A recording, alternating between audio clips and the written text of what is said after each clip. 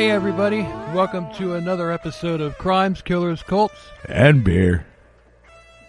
And beer. That's right. Just a true crime podcast where we've got two crazy Florida men drinking beer, sitting around talking about true crime. Yes. And I bungled that, but I'm going to leave it. Yeah, it's all right. We'll let it slide. Yeah, it wasn't that bad. No, it wasn't that bad. I just misarranged a couple of things. It's all good, brother. Yeah. It's just because for some reason, the fact that it's two Florida men talking about it just makes it that much cooler. Indeed. So that's Todd. And that's Bill. And we're somewhere. We're stressed out. Yeah, we are. Both of us have unusual amounts of stress going on in our personal lives and everything, and I know, right? Jesus. Tonight might actually be the point where we both lose our damn minds. Yes, y'all could be actually listening to the point where me and Bill actually just lose our shit. Yeah. I mean, nothing bad's gonna happen. We're not gonna go crazy like that, but yeah. No. We just gonna turn into drooling puddles of Jello or something, probably. Yeah, basically. Oh, to all the ladies out there, I'm single.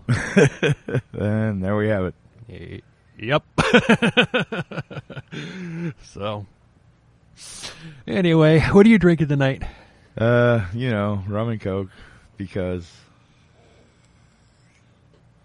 beer's just not strong enough for for me right now. Now, I would get Bud Light Platinum, but I had a really bad experience with Bud Light Platinum, and I will never touch that shit again. All right. So we'll tell that story on another episode, maybe. Maybe. If we survive this one, we'll tell it. Fuck it. I brought it up. I'll go ahead and tell. I'll make it quick. When Bud Light Platinum came out, I guess it was in 2013 or something. I tried it and I liked it. Gets you drunk a hell of a lot faster, that's for sure. But I was gonna have a friend of mine come over, and we were gonna drink an 18-pack of it together. Oh. Only he bailed on me. Oh. So my dumbass drinks the whole thing myself.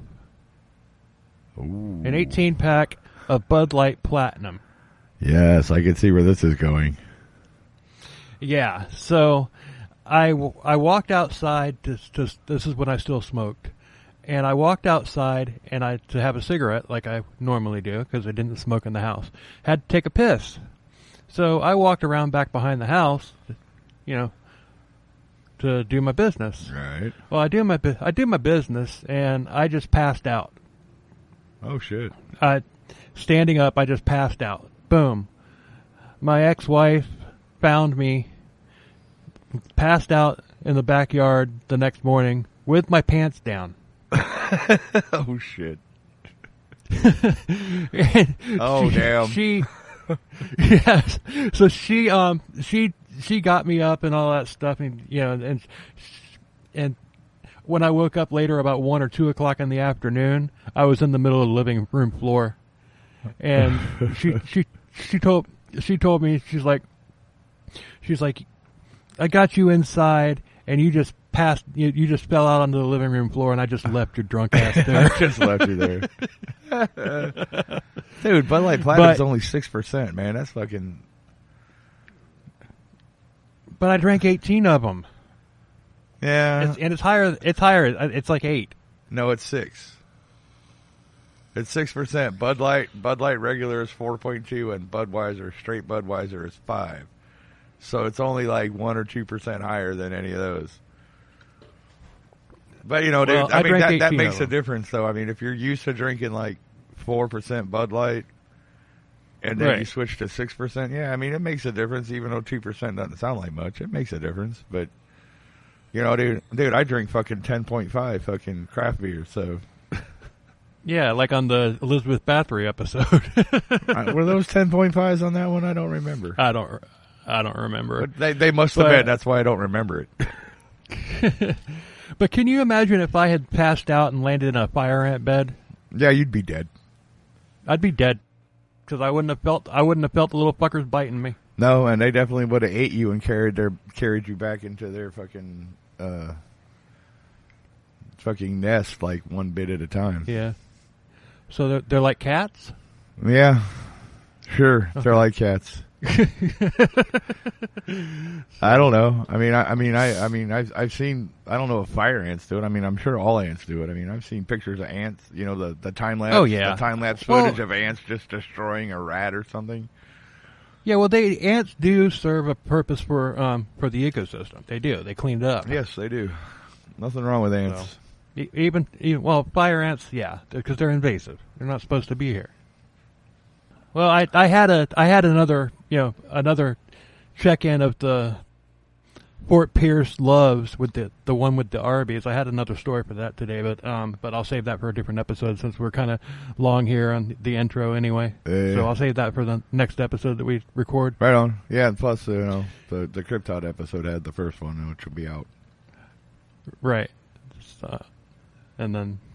So I'll do it on the next episode that we record. I kind of want to turn that into because I swear something weird happens every time I go to that particular truck stop. Well, yeah, let's keep it going then. Yeah. Oh, you want me to? I'll make it quick. This one is quick actually. Yeah, go ahead. So whatever. Yeah, go for it. Yeah. So I went there today, because to get my dinner. Right. French dip. I was going to say a French dip. Of course, that's all I get from Arby's.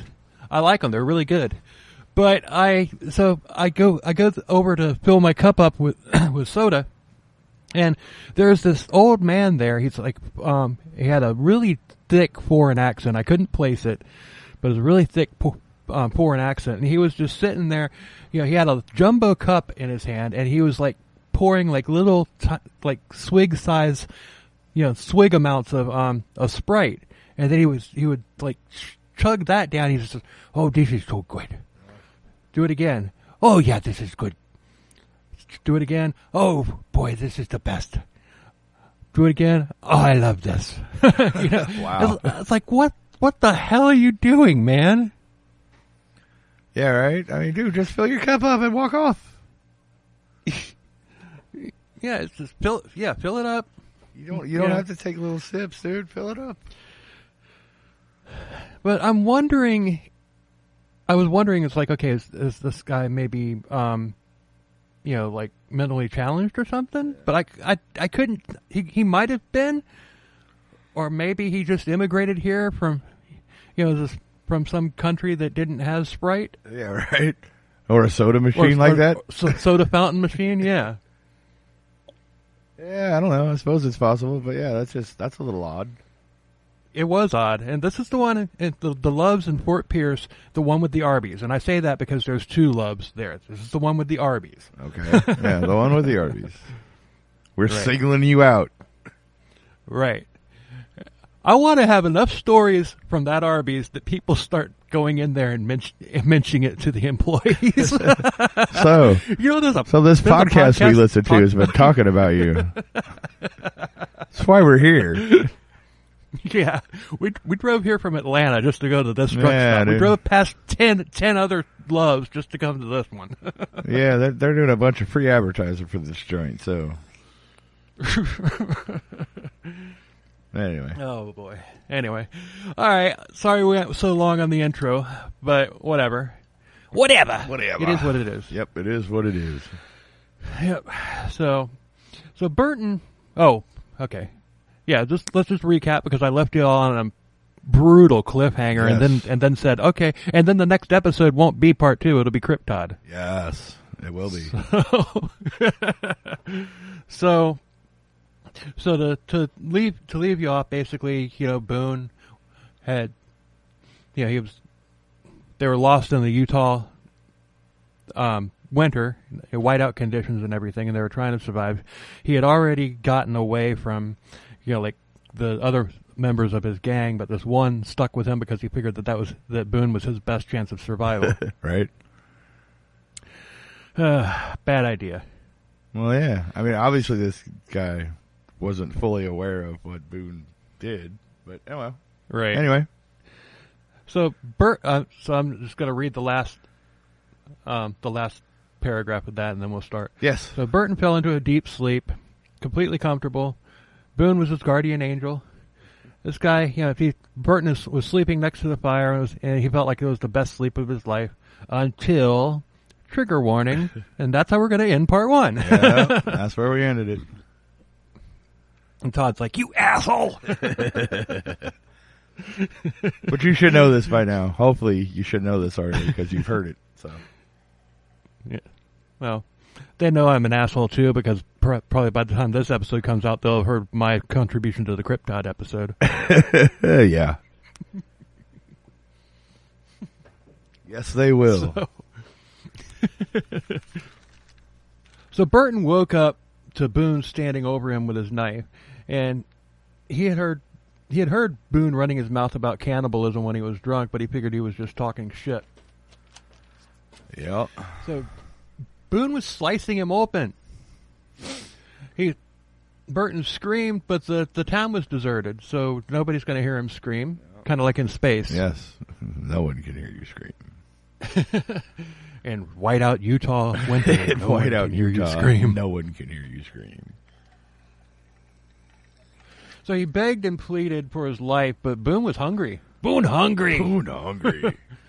Boone hungry. He tried to fight, but Boone just knocked him out with the butt of a knife. And then when he came to, probably due to pain, Boone was. Did I just call him Boo? I think he said Boone, but anyway, keep on. Okay, whatever. Boone was sawing into him. He would saw into the bone about a little over halfway, flip him over, and then stomp it to break the bone with his boot. Damn. God, that's fucking hardcore, man. Yeah, that's savage. That is brutal. Yeah. Anyway, so. And you know what? That's probably the most depraved thing that he's done so far. But Burton passed out, but then he woke up hours later to the smell of meat cooking in the room. Soylent Green is me.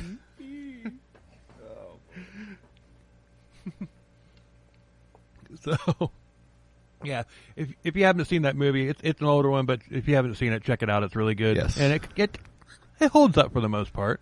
Yeah, it does. I mean, there's going to be parts in it that are kind of corny because of the time period that it was recorded in, it's filmed in, but it holds. The story itself holds up. Yeah. Oh yeah, definitely. Boone ate. A day later, Burton woke up and he was in hell. He was a living dead man. Uh-huh. Yeah. Boone wasn't.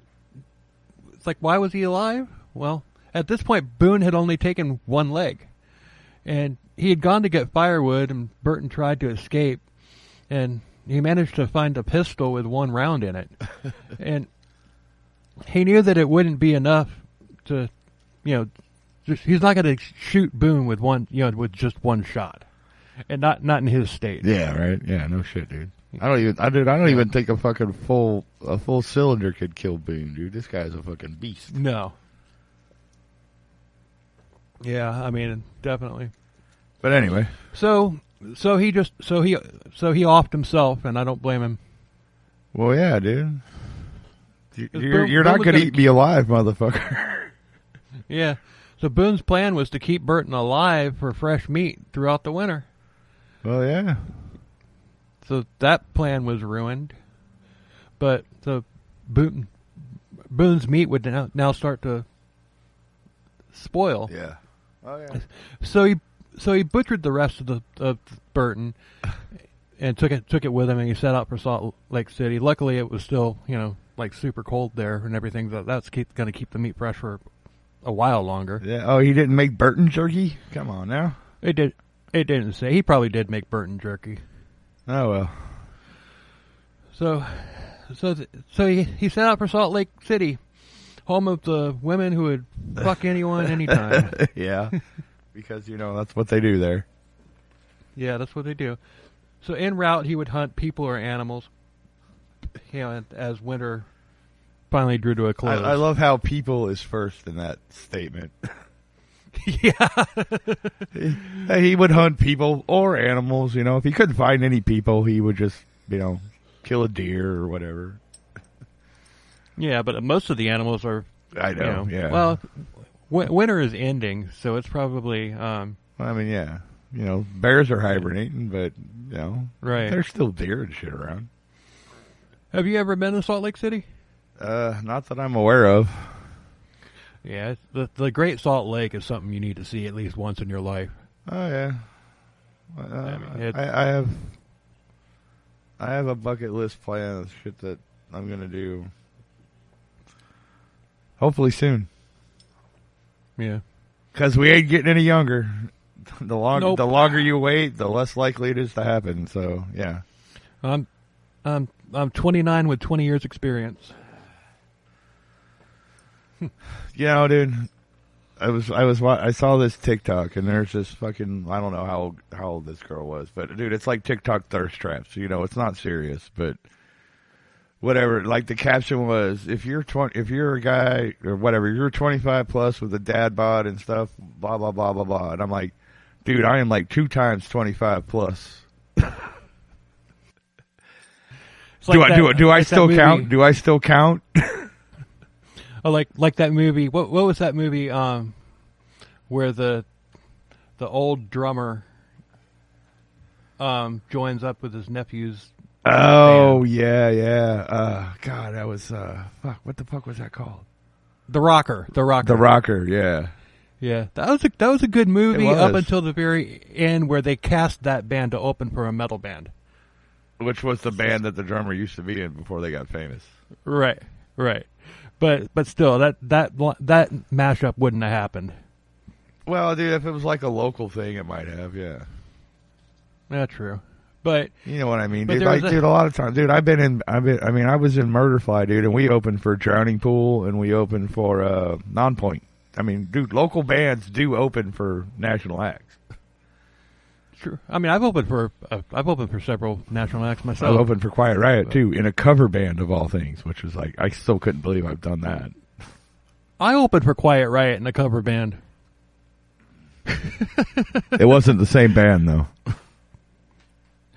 It had Kevin DeBro singing. No. I meant me and you weren't in the same band. Both of us happen to have been in cover bands that opened for fucking, yeah, dude. When I opened for him, not Rudy Sarzo, fuck. Frankie Banali was the only one left. Frankie Banali wasn't even with him when I saw him. It was just he was on tour with with Janie Lane's Warrant, and basically both singers were using the same musicians. But there was that scene in that movie that this is what spurned this whole digression. It's just like you're like, I'm 2 times 25. Well, there was that scene where like the girls come up. It's like, are any of y'all old enough to get beer? And he goes, they aren't, but I am twice the legal age. Twice limit. The legal age. And they're like, oh, nah, we're good. That's right. I forgot about that part. Yeah. Yeah. Damn, now I'm gonna have to watch that movie again. It's a good movie. I enjoyed the hell out of it. I'm gonna have to watch it again. Usually Hollywood movies about rock bands and stuff aren't good. But that one was good. Obviously Spinal Tap. Yeah. And another one that was really good was Get 'Em to the Greek. That movie was fucking hilarious. One was good, dude. I love Russell Brand. That movie was friggin' awesome. Yeah. And yeah, but a lot of them just suck. A lot of them are, it's like you can, as a musician, you can tell the ones that were written by people who knew what the hell they were talking about. Because there's other ones out there that were written, or especially whenever you see like a band scenario in like a sitcom or something like that. You can tell it's just people that think that they're yeah. No, I know what you're saying. Yeah. Yeah. School of Rock. I mean that another good movie, but do we want to talk about the promoter who booked a battle of the bands on a Wednesday morning? I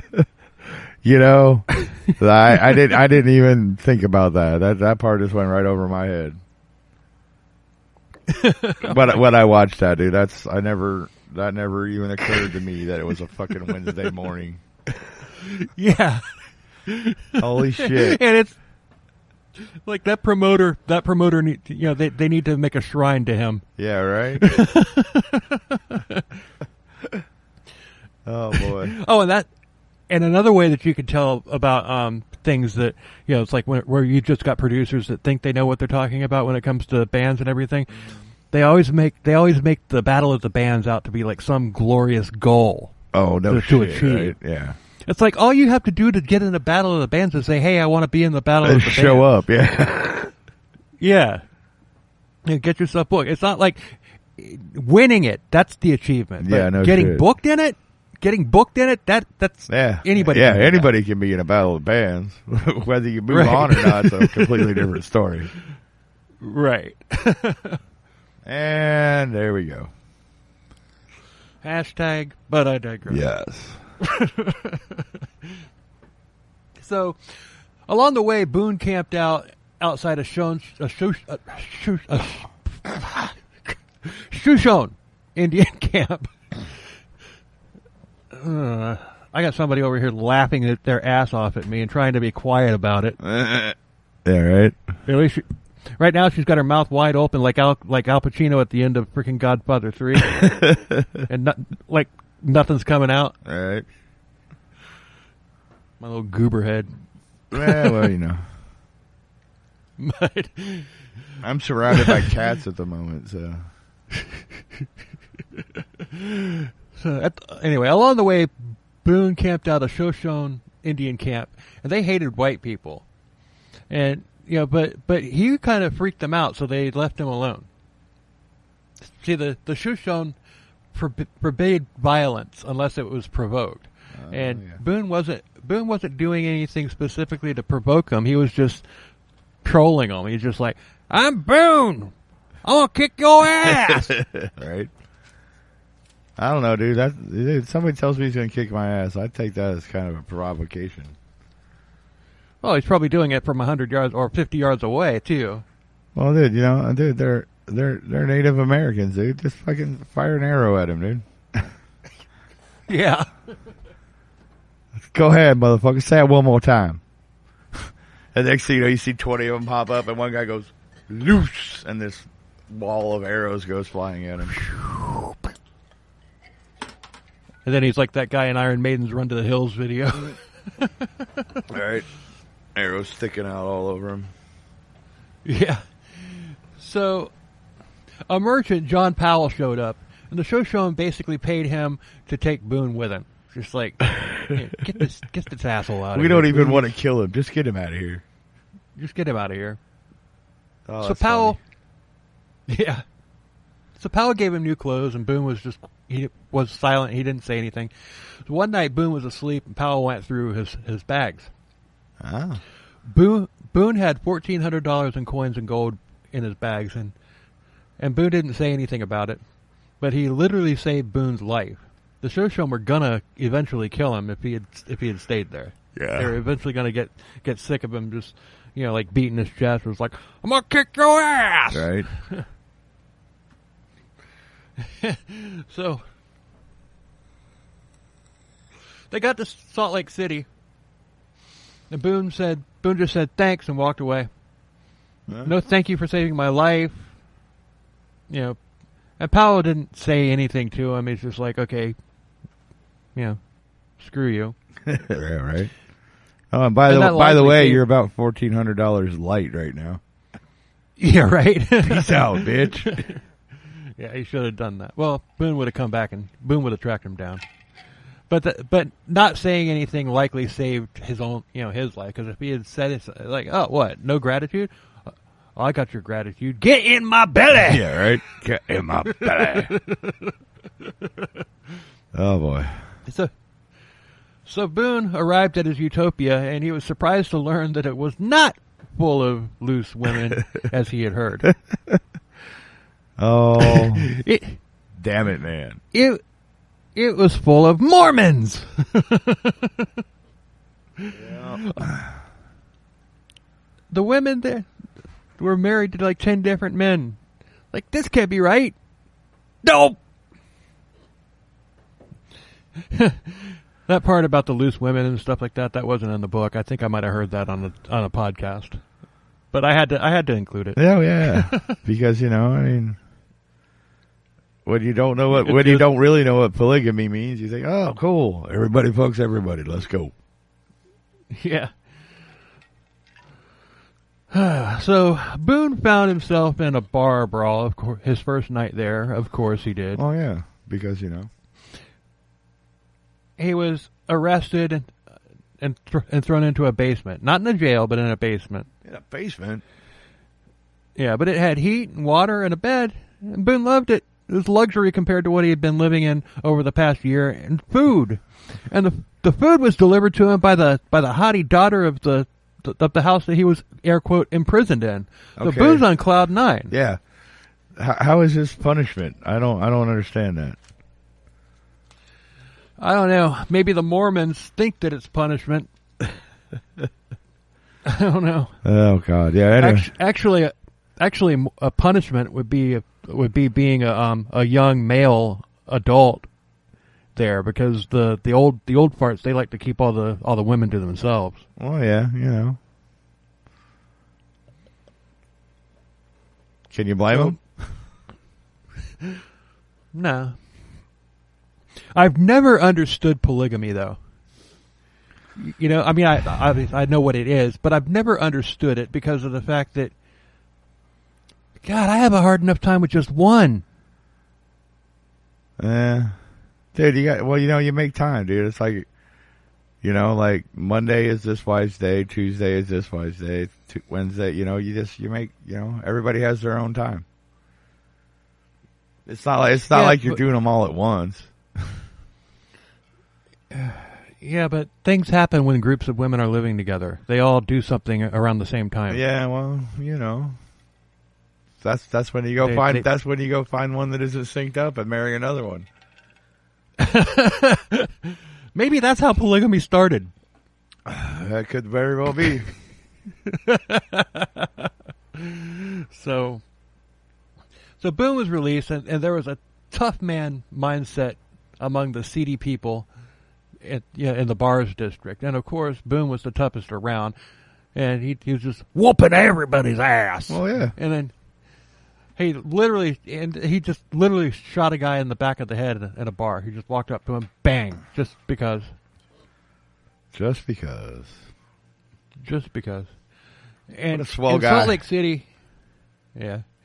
In Salt Lake City, if you remember from part 1, he had come there because he had heard about silver mines that because a deposit of silver, a large deposits of silver had been found. Mm-hmm. So that's why he was there. That and the women. Oh yeah, the loose women. The loose women. Here's to swimming with bow-legged women. Here's to swimming with bow-legged women. Yeah, I couldn't remember.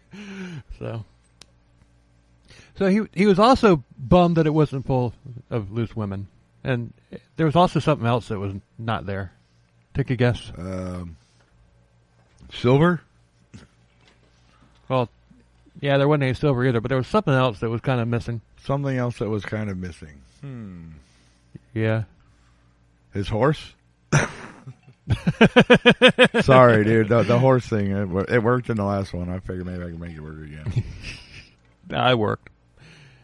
But there weren't any black pimps there either. Oh, that's right. No black pimps, man. What the hell? Yeah. I forgot that JPF went to Salt Lake looking for black pimps. Yeah. So he left. He just wandered around the wilderness, likely killing and eating, but nothing was reported during that time. He was getting bored, so he joined a militia that was fighting the Ute Indians. Mm-hmm.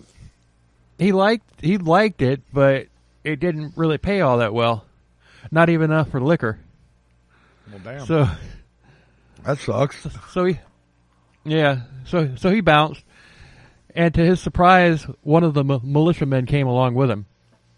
Oh, interesting. Dinner is served. Yeah, right. Fresh meat.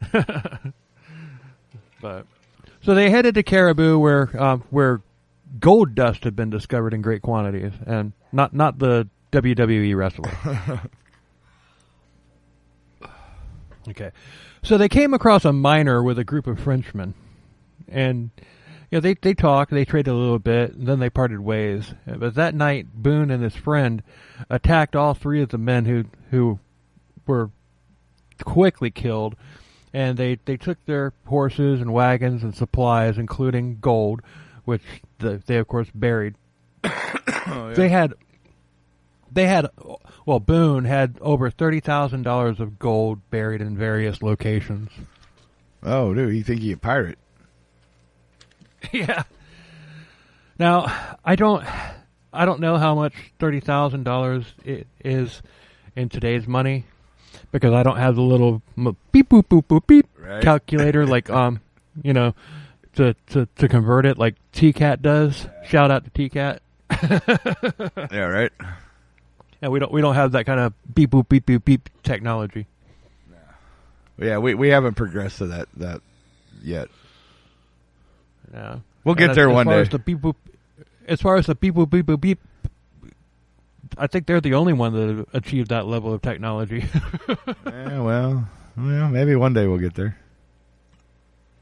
Maybe.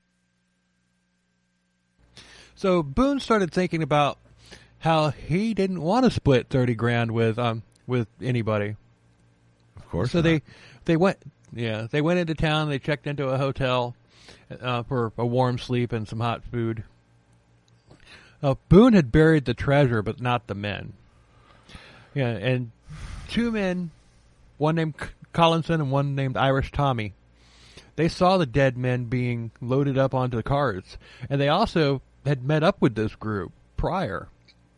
So they knew that they had gold with them, which they had none of now. Oh. And they also had a good idea of who did it, because they had also crossed paths with Boone shortly after meeting up with those guys. And another man ID'd Boone. Uh-oh. So a $700 bounty was put on Boone's head, and they went to the hotel, but Boone had bounced again. A posse was being formed, and Collinson and Irish Tommy bolted. And they wanted no part of any of this. They're just like, we know who this guy is. No. Yeah, right. It's like, you have fun with that. We'll see you later. You go after that man. Ain't not one of you coming back. Oh, yeah. So they got what they thought was a good distance away, and then they stopped to rest. But Boone had found them, and they robbed the two men, but they let them leave. Oh. It's like, didn't go far enough. Yeah, right. Like, come on now. Maybe he said, "Well, Boone, I warned that posse that if they come after you, it would be bad for them, and we wanted nothing to do with it. That's why we came out here." Yeah, right.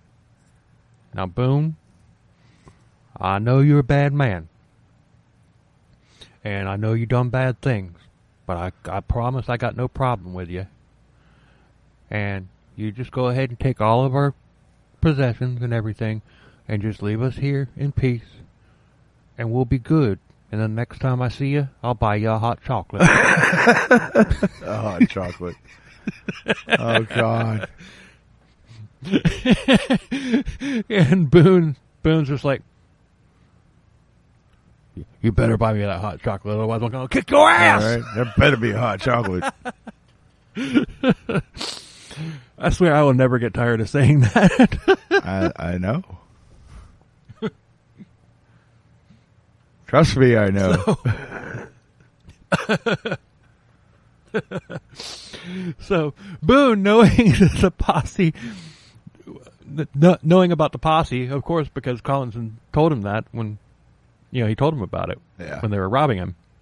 Oh, yeah. So they decided to go up to Canada, and then he started plotting how to murder his unwanted accomplice. Oh, yeah. The plot thinnens. So they arrived in Victoria, British Columbia, Canada, and nobody knew him there.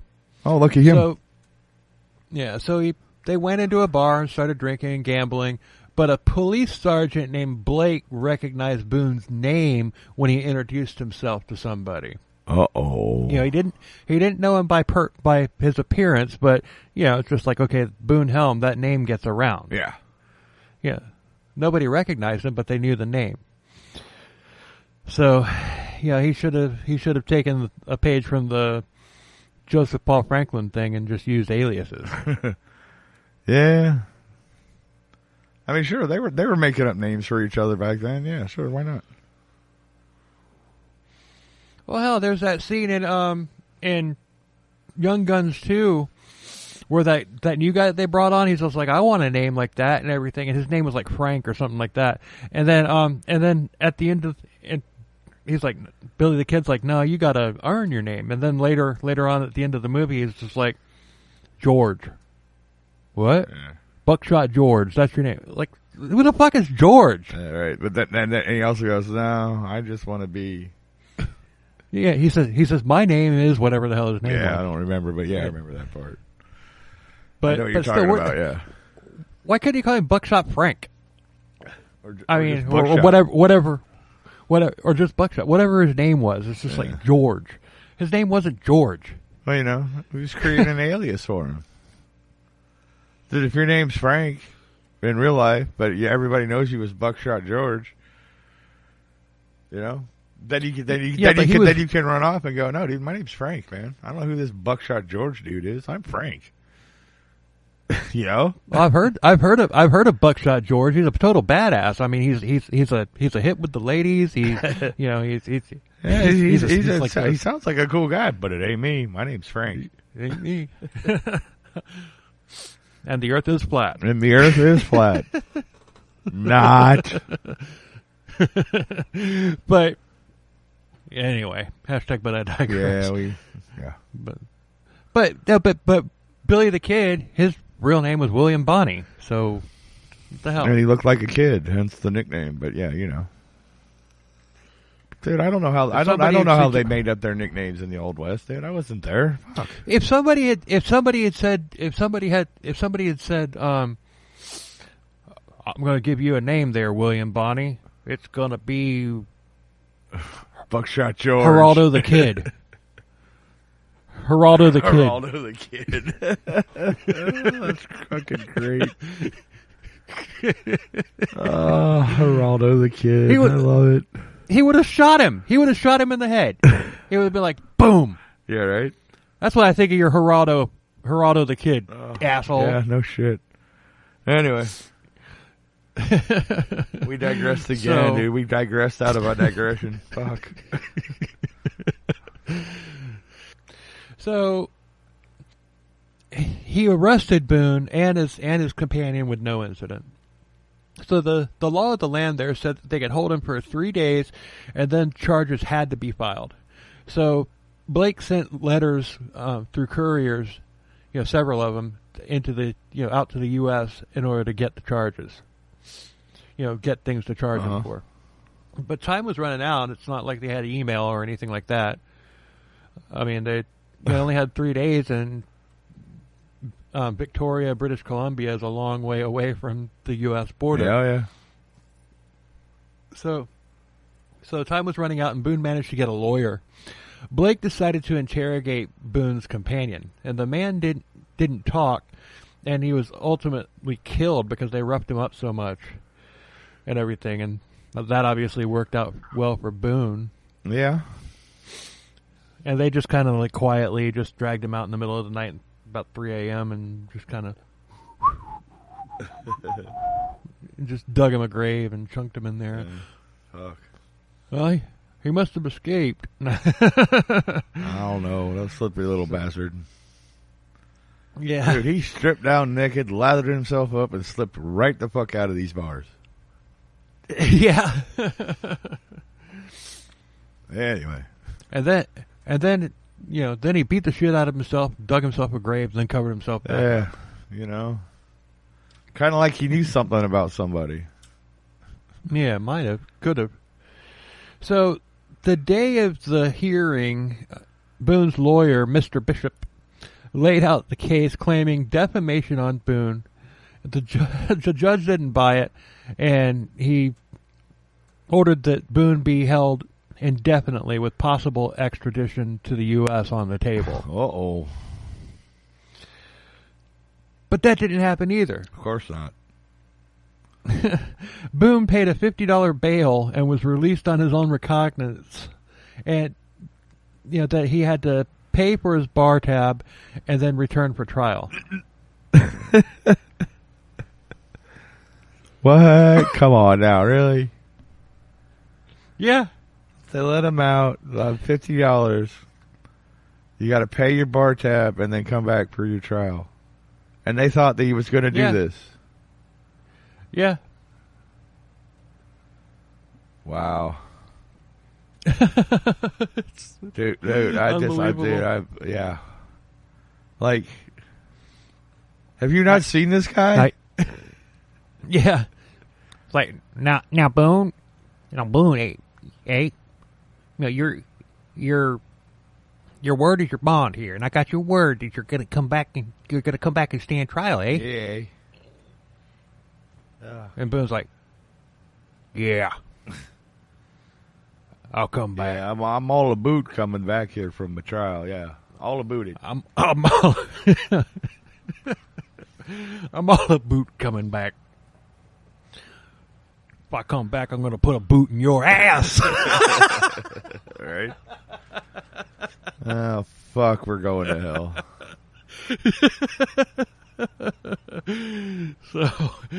So Blake was pissed, but the thing is Boone didn't have any money with him.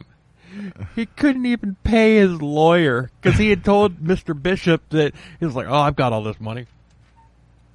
Right? He didn't have any damn money with him, so he just like. So the lawyer's just like, I made an ass out of myself for nothing. Yeah, right. And you gotta figure that attorney, after that shit show that he put up there for the defense of like defamation against Boone and all that stuff. Yeah. You gotta figure that hurt his reputation. Well, yeah, of course. Yeah, he pretty much screwed himself over on that one, didn't he? Yeah, it's like, hello, I'm Mr. Bishop and everything, and I'd like to be your attorney. Weren't you the guy that said that people were talking bad about the Cannibal Boone Helm? Yeah. That was the other Mr. Bishop. Yeah, that was my twin brother. That was a different guy. That's not me. And Boone ate him. Yeah, Boone ate that guy. I'm a completely different bishop. This is a completely different dude here. Trust me. Yeah. No, that was Tim Bishop. I'm Jim Bishop. Yeah, that was Tim Bishop. He's not even related to me. We just had similar names. And we kind of look alike, too. It's a complete coincidence. I don't know what happened there. We could have been separated. We could have been like twins separated at birth. Like one of us was put up for adoption. Yeah. But I don't know. But anyway, that Tim, man, he was bad. He was bad news. I'm better than that, eh? Yeah. I'm better than that. I'll represent you just fine because I went through better medical. I went through better attorney school than old Tim did, eh? Hey, yep. And I know all about the law. And I know all about the law. And I would not say anything positive about one Boone Helm. Hey. Take off to the great white north. Oh God! So but Boone didn't bounce though. I mean, he was probably about to, but the judge ordered that Boone be put on a chain gang for 30 days of hard labor.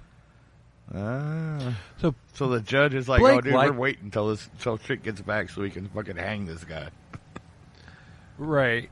So Blake liked that because he now had 30 days to hear back from the law in the United States. Exactly. So Boone found himself on a chain gang, working hard, busting his ass and all that stuff, and he hadn't really, it's just by the end of the first day, he was probably sore in places that he didn't even know he had. Yeah, right. So there was no escaping. Yeah, guns were pointed at the gang at the gang at all times. You're not, and plus you're obviously chained together. That's why it's called a chain gang. Yes, indeed. So if you're gonna escape, you better know the people you're chained to. And better hope everybody can run. Better hope everybody can run, because when you try to escape from the chain gang, it's the slowest guy in your chain that gets you caught every fucking time. Yep. It's like when you run away from bears or zombies, dude. You don't have to be the fastest, but you just have to be faster than the guy behind you. You just got to be faster than the other dude. That's all. I wonder if that's happened, where everybody on the chain gang just decided to try and bolt and make a break for it at the same time. I wonder if that's ever happened. I don't know. That'd be interesting to find out. Yeah, it would be. We all running. Everybody, all right, okay, we got to get this down, right? What are we all? We're all chained on the right leg. So everybody, right leg first. Right leg, left leg, right leg, left leg, right leg, left leg. We'll get this shit down. That could have been how Riverdance was formed. Nah. I'm not touching that one with a 10-meter cattle prod, man. That one's all you. But there was no word for it back from the law in the United States. Of course not. 30 days. Well, it takes a long time to ride a horse from all them places they sent letters to and back. Yeah, I know. But Boone was released after 30 days, and that time he did haul ass. But then, 3 days later, an extradition request letter arrived. 3 days later. Oh, man. Jesus. Dude, a faster horse. That's all you need. Now, the courier probably stopped in some town. Yeah, he probably stopped at Salt Lake City to get him some nookie.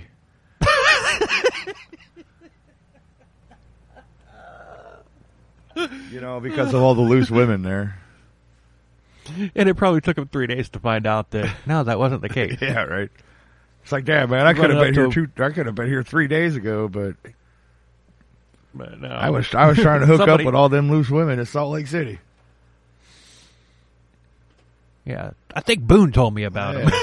Yeah, that motherfucker. Oh, wait a minute. Never mind. I wasn't in Salt Lake City. I don't even know where that place is. I've been hoodwinked, eh? I got lost in the mountains.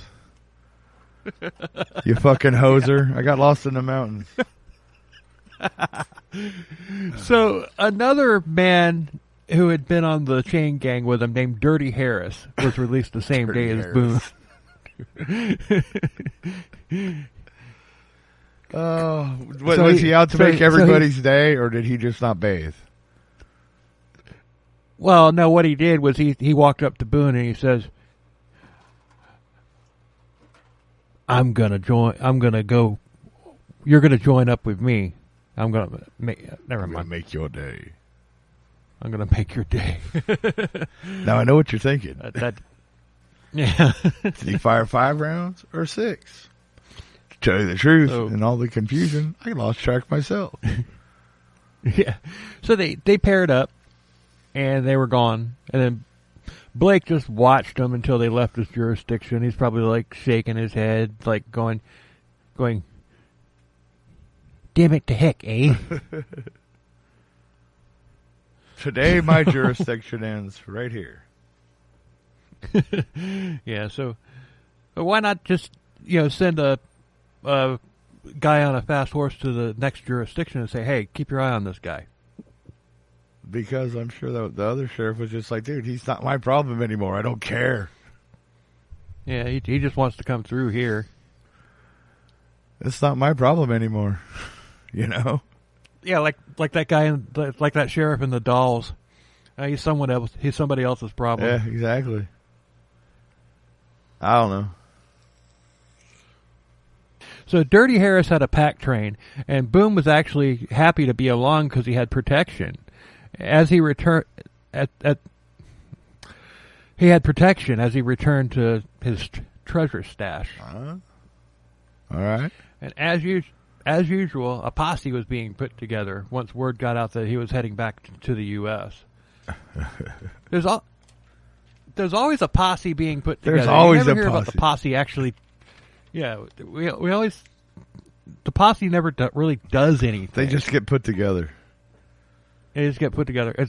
They're being put together. That's it. Yeah. We're here. A posse was being put together, and that's the last we hear about the posse. Yeah, most of the time. Yeah, that's it. Well, it's Canadians with their split heads and all with that their stuff. flappy heads and beady little eyes. Yeah, we go put together a posse, eh? Yeah. Eh? Yeah, man. Let's track this hoser down, eh? We're gonna show him what it's all about. It's all a boot. Oh God, we're going to hell. I might argue that we're already there. You know, you wouldn't have to argue very hard with me on that one because I'm fairly certain we are too. But I'm holding out hope. Yeah. So, but Boone managed to hide for weeks, and the people, the posse looking for him, they assumed that he had just died. But they had no clue how rich Boone actually was, right. Because, once again, posse just formed. Yeah, they just doesn't form. do They anything. don't do shit. But then a group of British trackers, they didn't buy it. They didn't buy that he was dead, so they kept looking for him. Finally, a posse that's doing something. Yeah, right. And they're not even a formed posse. They're just like a. They're military, so. I thought you said they were trackers. Oh, you said trackers. I thought at first you said trappers, like they were just fucking hunters. No, trackers. They're military trackers. Okay. For some reason, I don't know. I heard that, and somehow trappers got in my mind like they were fur trappers. Right. So they finally found him after a couple of months, and he was weak and half-starved, and there was no sign of Dirty Harris. Apparently his day got made. Yeah, But once again, Boone apparently wasn't prepared to be in the wilderness alone. Oh, yeah, there's that always, huh? Now, what we're going to find out in these next few paragraphs is I don't think that he obviously ate Dirty Harris. Yeah. But I also don't think that he was just like starving. I think he realized that these people were going to find him one way or the other. So he's got to kind of pretend like he's helpless. You know what I mean? I see. Kind of like that Because movie. What was that movie called? That one with the actor? The one with the actor? Yeah, that movie with the actor. And it has like opening credits. Yeah, and there's like it starts out kind of weird and slow. And it has this thing called a title. Yeah, I think it's Ravenous is the name of the movie. Okay. But it's kind of like this same thing. I don't think it's about this guy, but it could have been inspired by this guy. Could have been. I haven't seen Ravenous. I think that's what it's called. I'm gonna have to look it up. Fuck. Well, I know there is a movie called Ravenous. I've heard of it. Yeah. But it's kind of like Donner Party Cannibal kind of shit. But it ends up getting weird. It's got Guy Pearce in it. Oh, okay. But anyway, that's a good sign. That's a sign that it's probably pretty decent. It was a good movie. I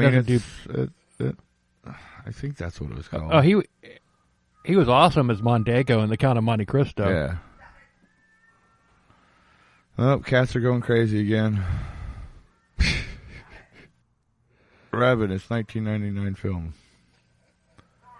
Yes, that's the movie.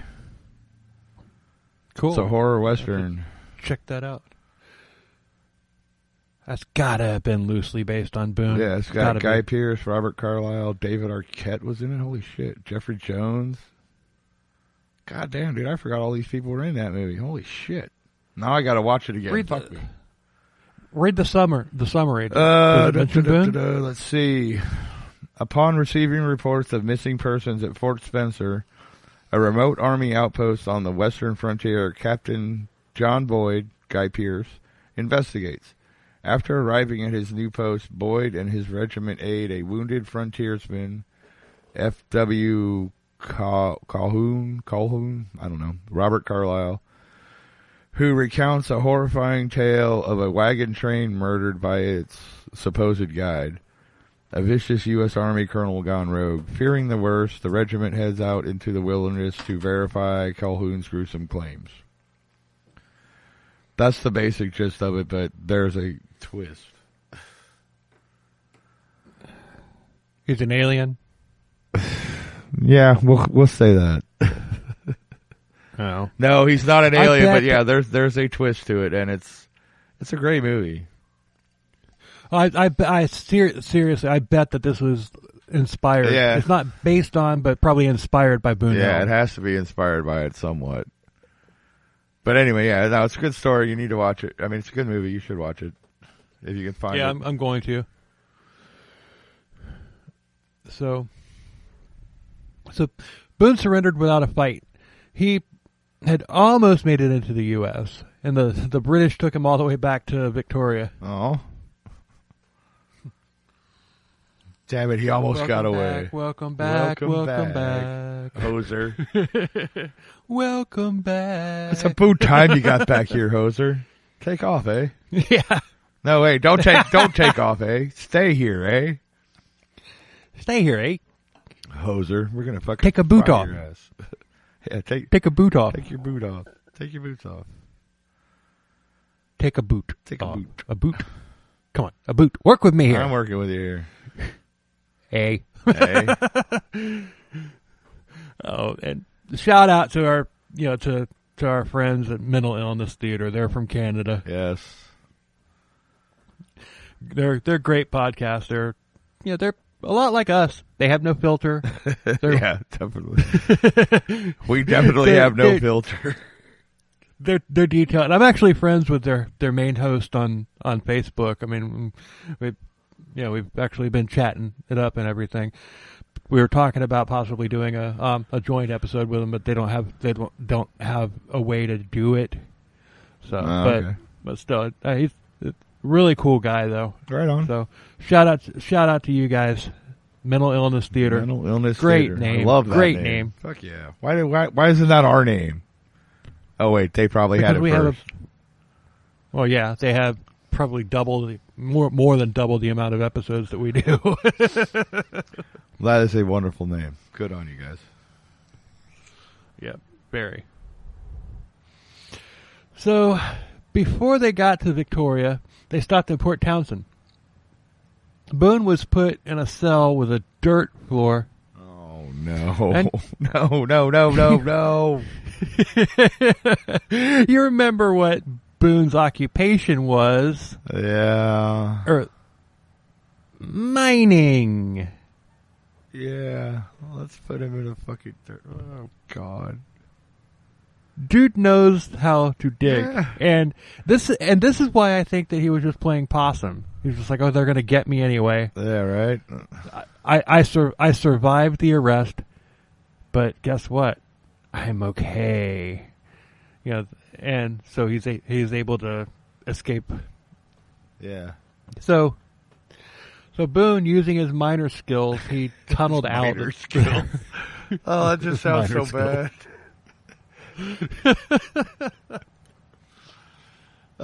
Because that could mean several different things. I know, that's what I'm saying. That's why it sounds so bad. It's like every time you say that, I'm like, well, you've got it's ER minor, not OR minor. Okay, we're not. Yeah. No, you've got the miner as in like somebody who digs holes, yeah. And you've got miner as like miner skills. Like that could be like, okay, it's just like, okay, I'm an expert at I don't know, carpentry. My minor skill is digging holes. Yeah, that's my minor skill. I'm not as good at it, so the tunnel might collapse on me because of my minor skill. I went to school for carpentry, and I minored in ditch digging. But yeah, you know. Yeah. So I'm a better carpenter than I am a miner, and then obviously there's the disturbing one. Yeah. But so yeah, he was in better shape than they thought, but his absence wasn't noticed for 3 days. Really, nobody checked on him for 3 fucking what? Nobody fed him. Nobody what? No, nobody fed him or anything. They thought that he was too weak to do anything, so they just ignored him, hoping that he would die. Oh, all right. Well, I mean, okay, if you put it that way, I guess it makes sense. But still, like somebody should have been checking on this motherfucker at least once a day. Oh, I know. Hey, I mean, this guy. Yo, Hoser, you dead yet? This guy really is like the epitome of a Wild Wild West villain, except he's real. Yeah, he's definitely a. Dude, you can almost like whatever. Like, yeah, he's definitely like a comic book villain kind of. Yeah. Kind of a person. Yeah, man, that's weird. That's like, that's creepy. I mean, oh God, I wouldn't mind seeing a TV series made about him. Honestly. Yeah. I mean it would obviously be a dark one, but I mean okay. Look at the last season, the final season of Dexter. He wasn't a vigilante anymore at that point. Yeah. You know, he at the end of skip forward about 15 seconds if you haven't seen it. But you know, he actually becomes a serial killer where he kills innocent people. But you know, so you could say that there's already been, you know, there's already a basis for a series like that. So why not make one about Boone? Yeah, sure. Especially with the way that his story ends, which we're going to get to shortly, in about 3 or 4 more pages. Jesus Christ. Dude, this is already twice as long as the last time we did it, and you still got 3 pages to go? Well, yeah, we off mic talked for about I know. Too, so. I'm just kidding. Yeah, so so he stayed off the main roads, killing as he went. You know, he was trading with Indians, and he made it through Washington, Oregon, and back into California. However, word of his escape had already reached California. Uh-oh. He's screwed. Uh-oh. Bounty hunters were after him. He couldn't even hunt like Dog's great-great-grandfather. Mm-hmm. I was thinking more like Boba Fett and Din, but yeah. Yeah, we'll go with that. You know, because, you know, Star Wars nerds we are. Right. Anyway. Remind me to tell you about the dweeb after we're done. All right. So bounty hunters were after him because, yeah, and he couldn't even, God, I'll start that over again. Bounty hunters were after him. He couldn't even hunt because a campfire would have given his position away, whether it was day or night. Oh, wow. It's just like they were close. They were close. He knew where they were. Yeah. So he was hiding. He was on this ranch, and he was hiding underneath a haystack. And he was discovered by a rancher. And Boone didn't kill this guy yet. Yeah, and instead, they seemed to develop a friendship. The rancher hadn't heard of it. Oh. But at the same time, Boone started telling him about his crimes. I guess he left out the cannibalism part. Well, yeah, you know, as you should if you're trying to be friends with somebody. Right. So the rancher let him stay there with him. They fed him. They gave him a place to sleep. And then all of a sudden, Boone decided it was time to go. So, and I think that when he decided to go, I think that had to do with the fact that he was like watching and everything, and realized that the bounty hunters that were closing in on him, they were long gone at that point. Okay. because they hadn't tracked them to that ranch. It's like they were nearby, but they didn't go to the ranch. You'd think they'd come in just like, hey. Yeah, right. You got Boone Helm? You seen Boone Helm? Have you seen this man? Have you seen this boy? Have you seen this boy? Ah! So, fuck, we're nerds. Goddamn. So Boone decided that it was time to go. So he shot the rancher in his sleep, and he stole everything of value. That chapter in the book is called "Biting the Hand That Feeds You." Uh-huh. Otherwise known as "Don't shit where you eat." Unless you're Boone Helm. Oh yeah. At least he didn't eat this guy that we know of. That we know of. So heading back to Oregon, he arrived in Florence, Oregon, and it had grown since the last time that he was there. And there was a local pain in the ass there named Dutch Fred. Dutch Fred, dude. Really? Where did they come up with these names, man? I mean, let me guess. Fred. His name was Frederick or Frederic or something from... Yeah, and he was from Holland. From Holland, and then, we'll just call you Dutch Fred because, we got nothing better to come up. We can't come up with anything better. Right. Anyway. Yeah, this is my buddy from the Czech Republic, Chet. We call him Czech Chet. Yeah, Czech Chet. Oh, Jesus, Czech. Oh, that's so fucking good. I bet that there is somebody named Chet from the Czech Republic, and he does have a nickname, Chet. Czech Chet. Yeah. Czech. I bet that's real. If you are from the Czech Republic and your name is Chet and you have a nickname Czech Chet, send us an email at billzillaprod@gmail.com. Yes. We want to talk to you. Yes. I mean, no, like seriously, we would love to talk to you. Absolutely. Czech Chet.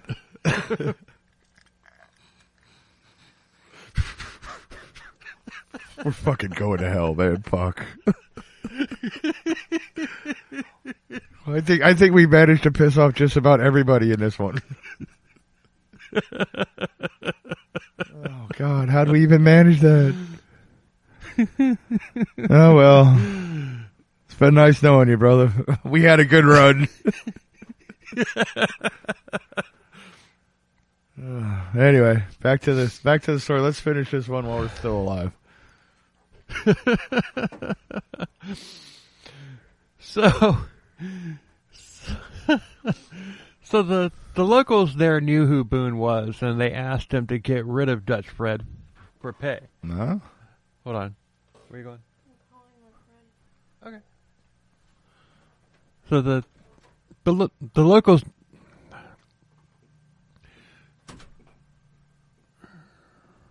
The locals who knew... Come on. The locals who... Good. Fuck my life.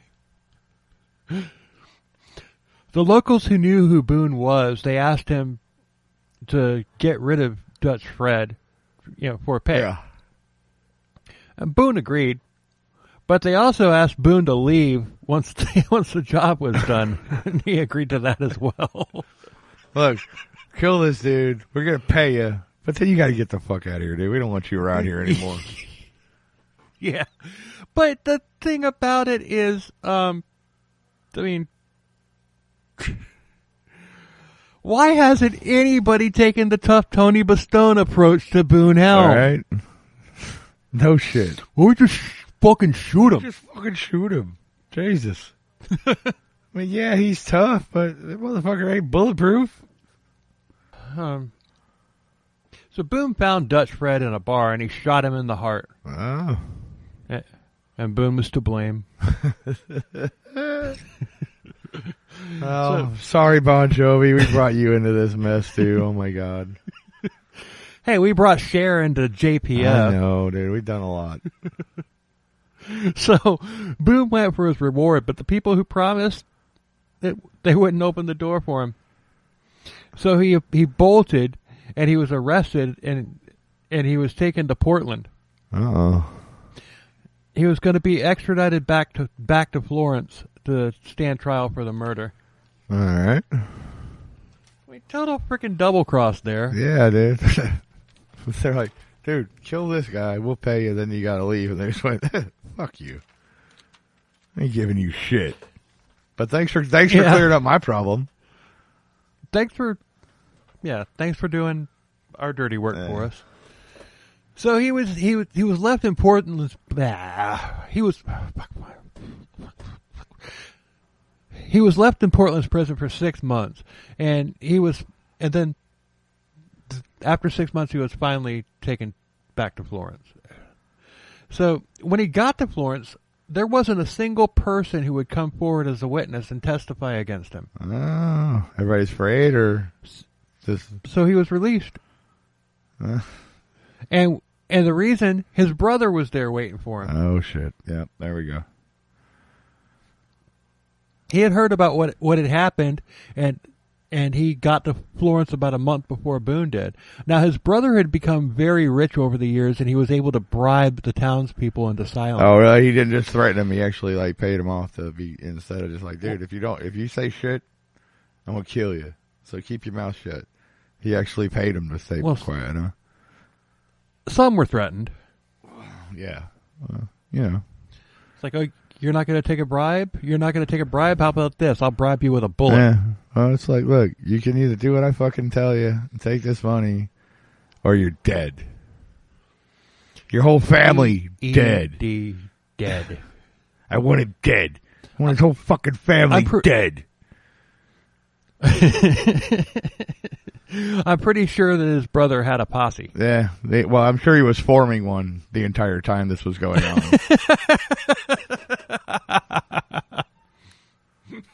Because, Because that's all they do is form. Yeah, that's all they do is form posses. They don't actually do anything else. So they left, and his brother suggested that he enlist in the Confederate Army and turn over a new leaf. And Boone didn't want to. Let's join the losing side. Oh, wait, they don't know that yet. Boone didn't want to, so he went back to Texas with his brother, or that's what his brother thought.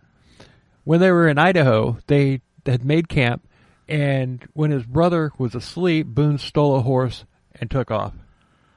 Oh, yeah. So Boone went back on a killing spree, and he lived on the road, and then he got into Montana. Big Sky country. Big Sky. And I've been through there. I do know why it's called Big Sky country. Yeah. Because it's a big sky. Yeah. And you wouldn't understand it if you've never been there, so I'm not even going to try to explain it. I mean, I get it. I mean, I've never been there, but I get it. I know. Yeah. So he got into Montana, and he met a gang there called the Innocents. And they ran the roads through there and everything. And it was a very well-run gang. And they brought Boone in. Oh. And they raided a munitions dump, and they didn't notice that Boone had 2 pistols hidden on him.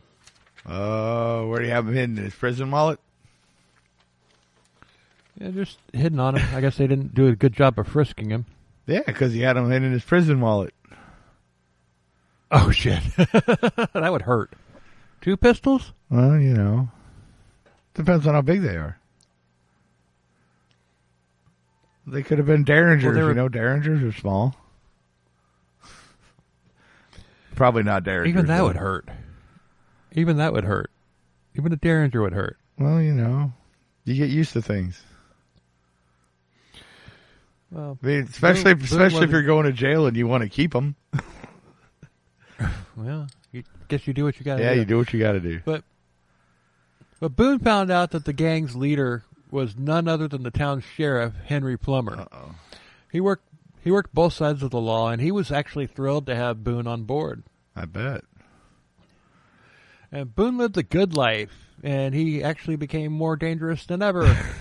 Well, yeah, you got the sheriff on your side. Yeah, right? I mean, how do you get in trouble when the sheriff is part of your gang? Right. So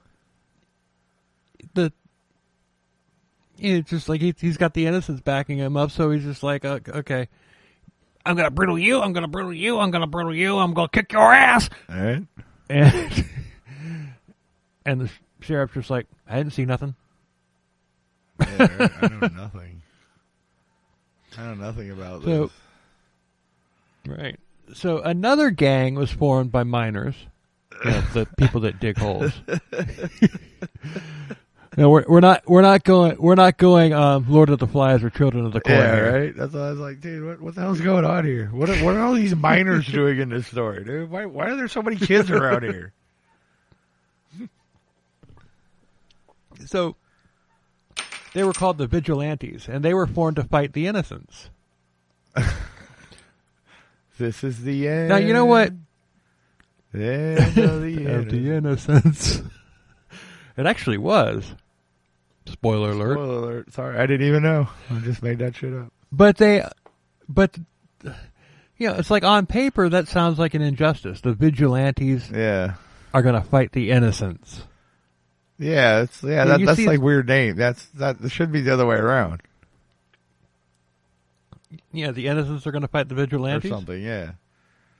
Yeah. Yeah, because Vigilantes don't go after innocent people. They go after criminals. Which in turn makes them criminals that the innocent people should be going after. Right. So it's a vicious circle with these two gangs. Apparently. Because the innocents are the bad guys, the Vigilantes are bad guys too, so they go after the innocents who are also bad guys, and they kill them, then they become the bad guys and everything, and it's just... Yeah. I just made my brain hurt. Yeah. Dude, I made my brain hurt when I fucking described it my way. Yeah, right.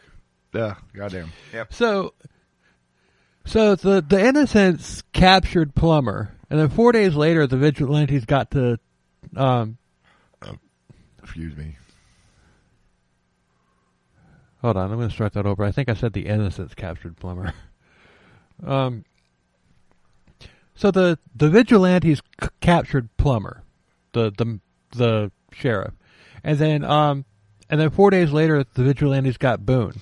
And they threw him into a cell with 3 other innocent members, and Boone ratted on every single one of them. Oh, shit. This one didn't have a dirt floor, though, right? So there was no digging out? Nah, no dirt floor here. They learned their lesson? Or just got lucky? Yeah. Well, the dirt floor was in Canada. Oh. Do I need to say any more? No, enough said. Okay.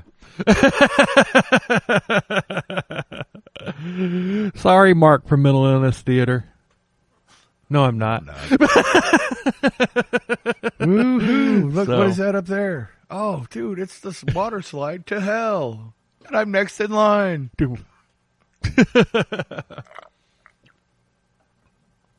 That's okay. All my friends are going to be there, so I'll be all right.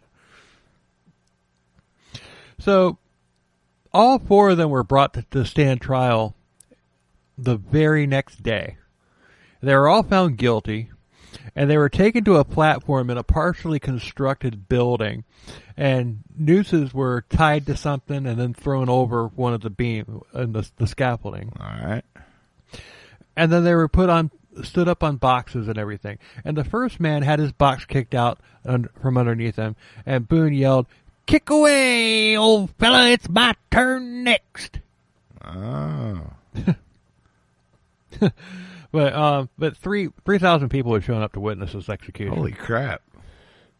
You know, that's something that we lack in today's society. Right. That's all I'm going to say about that. I'm not going to go into it any further. Just that's what I'm going to say. There's a lot more to do. There's a lot more to do now, though. Yeah. So they Boone just kept yelling and everything, and they kept trying to shut him up, but Boone kept just yelling, and then the last thing that he yelled was, "Every man for his principles! Hurrah for Jeff Davis! Let her rip!" So he just with all the strength that he had, he just dove off of his box, like straight out and everything, on his own.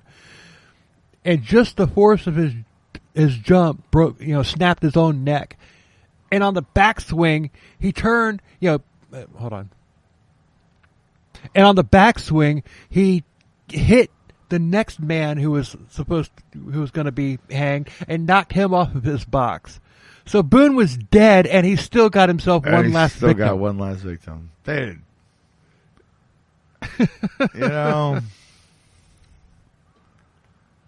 There's got to be something to that. That's got to be something. That's legendary right there. I mean, it's like, dude, he killed himself, basically. And then as he was dying, he killed somebody else. Dude, oh, fuck, that's fucking great. He is the only person in the history of the planet that has ever done that. Really? I haven't heard of it. I mean, are you guessing, or do we have facts? Because, Oh, I'm guessing. I mean, dude, he would have to be, because, it's like, you think if that had happened more than once, we'd have heard about it. Right. But the thing is, the story of Boone Helm, I mean, it's not really known outside of the true crime crowd. Yeah. But yeah, there's no other stories of it. Not that I've heard. Wow, dude. Fuck. I mean, you've got like... dude, and he said Jeff Davis, right? You mean Jefferson Davis, like the president of the Confederacy? Yeah, Jefferson Davis. Yeah, because the Civil War was about to start at this point. But you hear stories all the time about somebody taking somebody with them. Yeah. But they're still alive when that happened. Yeah, dude. Yeah, that's fucking completely different. And the fucked up thing is, dude, I mean, we're sitting here talking about how, oh, dude, yeah, he did that. He wasn't planning that. He didn't think that was going to happen.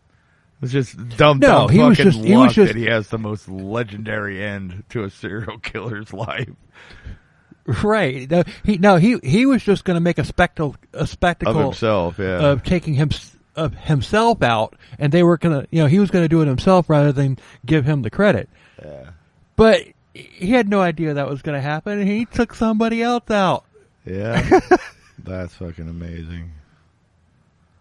Well, not amazing, but you know what I mean. It's not amazing. Yeah. It's fucking, that's a fucking shit thing. But, hey, shit things happen, man. There's nothing you can do about it. Right. I mean, that's just... Oh, man, that's fucking good. Yeah.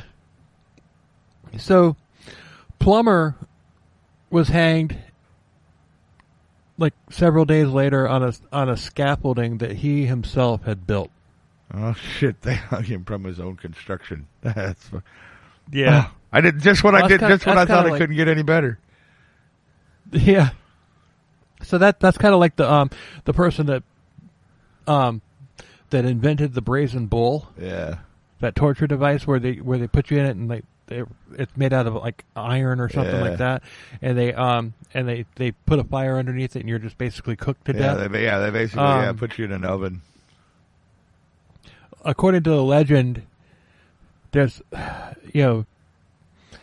was only one person that was ever killed in one of those, and that was the person that had actually invented it. Yeah, because he presented it to the king, and the king's just like, that is so fucked up. Yeah, what the fuck is wrong with you, dude? Yeah, it's like, I just wanted a way to kill people. I didn't, just like, maybe a little bit of torture. We're not making meat pies, man. We just want to kill somebody. But this, I just want to torture somebody a little bit. Yeah. We're not making jerky here, son. Yeah, so he ordered that guy be killed in his own invention. Oh, good. Yeah.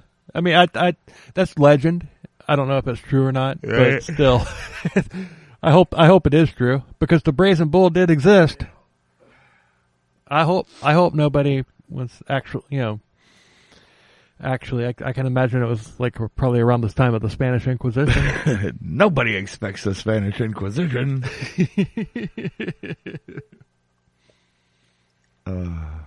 But I think that's where it came from, though.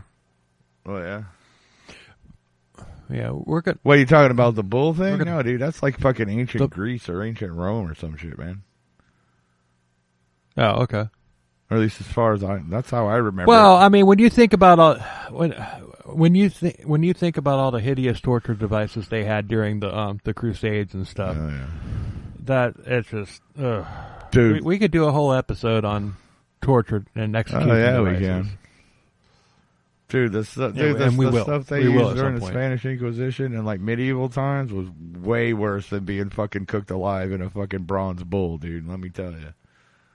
I don't know, man. I don't know. The worst ways that I can think of to go. No, there's way worse ways to go, bro. And we'll talk about it, but not right now. Let's schedule. All right, let's just schedule an episode like that, where like a potpourri episode where we just go through. All right. Like you come up with some, I'll come up with some, and then and we'll just do it. And we'll try to gross each other out as best as we can. I accept your challenge, sir. I challenge you to a gross out. I accept. Anyway. So, Boone Helm was buried in the Boot Hill Cemetery. Oh my God. Boone Helm was buried in Boot Hill. Was buried in the Boot Hill Cemetery. And all through the first episode, I was saying Boone Hill. Yeah. And I probably said it several times in this episode, too. But yeah, Boone Hill was buried in Boot Helm Cemetery.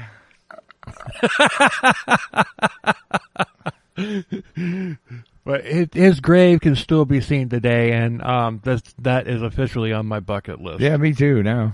It is now. I'm going to go there. I want to check it out. Yeah, absolutely. So, and with that, that's it. We're gonna wrap this one up here. Yes. Thank you so much for putting up with our ridiculous digressions and our. Yeah, right. We're both in rare form tonight because we're not drunk or anything like that, but it's just we're both going through some shit that we don't wish on anybody. Exactly. And everything. And it's just like I have to go over the road with my job and everything, and the reason I'm doing that is because it's just I got no place to go. I'm going through the worst breakup that I've ever been through in my life. So I have to go on over the road for a couple months and everything just to save up so I can get rent a place for me and my daughter, and then put down 2, 3, 4 months rent up front and everything. So I'm going to be taking my daughter, because I have custody of her. I'm going to be taking her on the road with me and homeschooling her. Yep. Over the road. Yeah. And it's a lot to take in. I mean, and we've been stockpiling episodes. I'm going to be able to record on the road, but we're trying to make it so that we have a safety net in case something happens and I'm not able to record on the road. I mean, I'll be able to, but shit happens. I will have the stuff with me that I would need to record on the road. But dude, we're so far ahead though, dude. I'm looking forward to taking a fucking week off here eventually. Oh, and we will. We will. I mean, we got one more episode to do before I go, and that was that one's going to be a really good one. That was going to be a really fun one. It's Florida. Yes. It's an old Florida. So, that'll be the last one that we pre-record before I actually go, and I'm going to be going in the next 5 days or so. Yeah. Like Thursday of next week.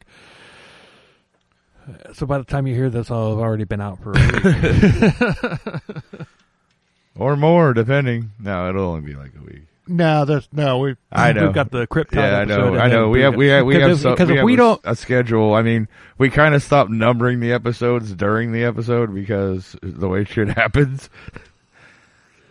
Right, and especially now. Yeah, we stopped numbering the episodes after the clip, because we don't know what order they're going to come out in anymore, because after the cliffhanger for part 1 of Boone Boone Helm, and then we go with CrypTodd for the next episode. If we didn't release part 2 after CrypTodd, I don't think we'd have a podcast anymore.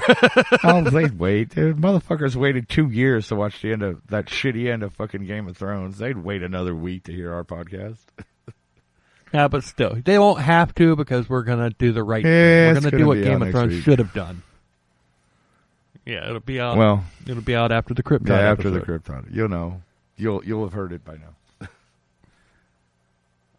You'll be hearing it. Of course. Yeah. Of course they'll have heard it. We're at the end of the episode, so of course they'll have heard it. They'll have just heard it, and we're sitting here talking about it like it's... They're listening to it right now, I know. Oh, give us a break, people, please. I know, we're idiots. Just don't mind us. We're infants with attitudes.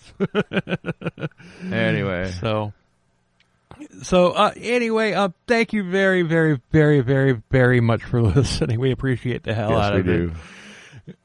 And if you could just, comment us up and everything, just leave comments on the various platforms that you can, rate us or whatever and everything. We appreciate the hell out of it. And we don't even care if you don't like us. If you hate it, if you like us, tell a friend. If you hate us, tell an enemy. Yeah, right. So, anyway. Oh. Find us on our social. Yes, there's that. Socials are, and the link that you found us on, and it takes you to our website, which has all the different platforms and everything on it. All the fun stuff. It's got the all the episodes, all of our on all different platforms and everything. It's got links to all of that, and it also has our social on it. It also has Twitter, Facebook, Instagram. It also has links to my original music, which I just released a new album, and it kicks ass. And and also it's going to have the YouTube page, which we're going to start doing. Todd's got plans, and he won't tell me what it is. I'm being secretive. I'm being a little fucking sneaky asshole, but yeah, it's going to be cool. I think that this is his way of getting back at me for what I did to him on the CrypTodd episode. No. It's just me being a sneaky asshole, dude. I just, Yeah, but